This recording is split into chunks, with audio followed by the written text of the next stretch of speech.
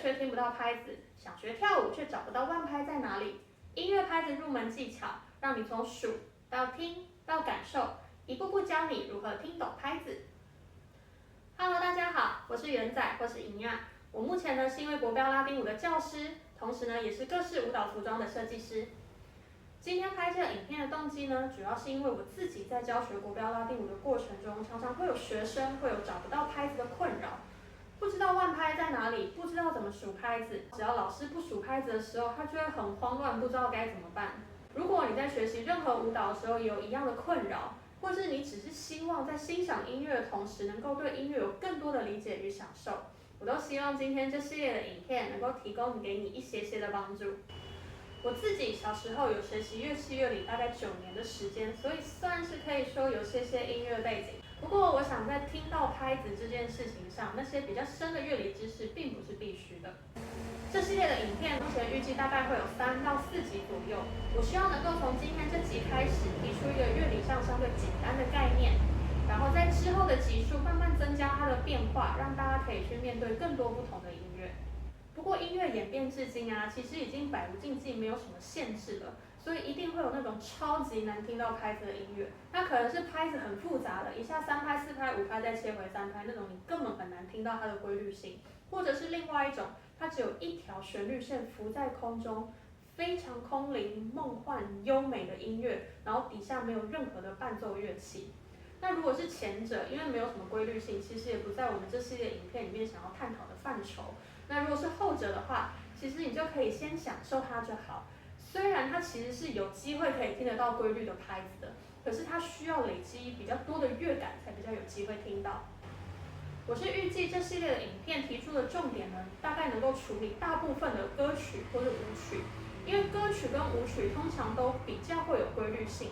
那也绝对不是说理解概念之后就绝对能够什么都听得懂。我自己也并没有把握说能够所有的音乐我都立刻听得到拍子，还是要经过许许多多的聆听与练习。不过音乐的版权问题它比较复杂，所以其实有很多学生喜欢问我们，比如说华语歌曲或是老歌啊之类的。我目前还没有找到适合的公开音乐授权购买管道，所以如果大家有什么资讯的话，也欢迎在留言区提供给我。那我们讲完前言，就开始进入正题吧。可以跳舞的音乐呢，大多是拥有比较规律的节奏拍子。那拍子的部分呢，我们可以简单分为2种，在一个小节内有3拍或是4拍的音乐。在乐理上呢，每小节有3拍子的音乐特性是强、弱、弱，而每小节有4拍子的音乐特性呢，则是强、弱、次强、弱。那你会注意到，不管是3拍子的强、弱、弱，还是4拍子的强、弱、次强、弱，第一拍通常都是强的，这也是我们主要听拍子去辨认的地方。后面那个次强弱就先不用管它。不管是3拍子还是4拍子，强调每小节第一拍强拍的方式呢，通常都是用重或者是低来呈现的。节奏上的重拍或是旋律上的低音。接下来我们会先从无音乐的打拍子跟数拍子开始练习。那我们会先提出3拍子与4拍子的几种基本形态。在做这个练习的时候，一定要实际的用身体把拍子拍出来以及数出来。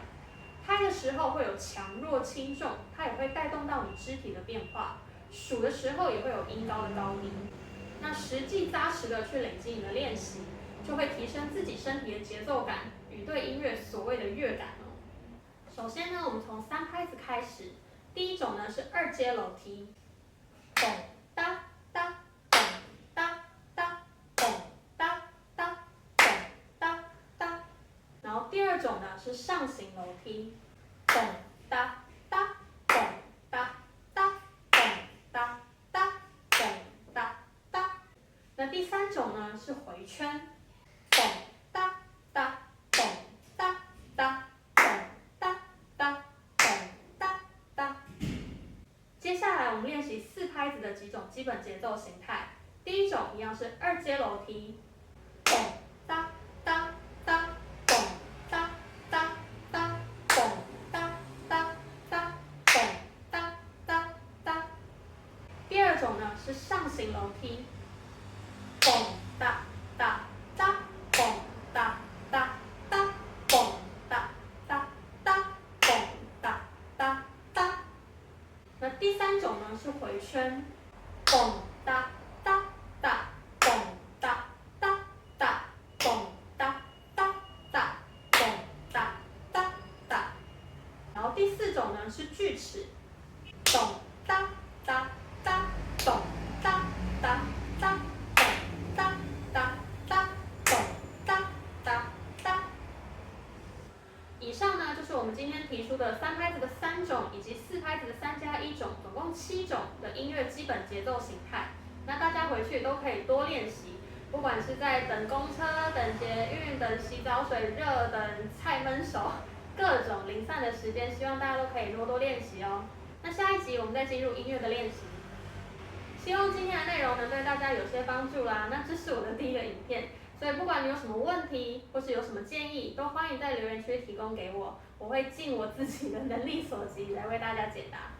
如果喜欢今天的影片内容的话，欢迎帮我按赞、订阅，并分享给你觉得需要的朋友，给我一些支持鼓励，并开启小铃铛，这样你在第2集发布的时候就能第一时间收到咯。我是元仔，或是营养，我们下次见，拜拜。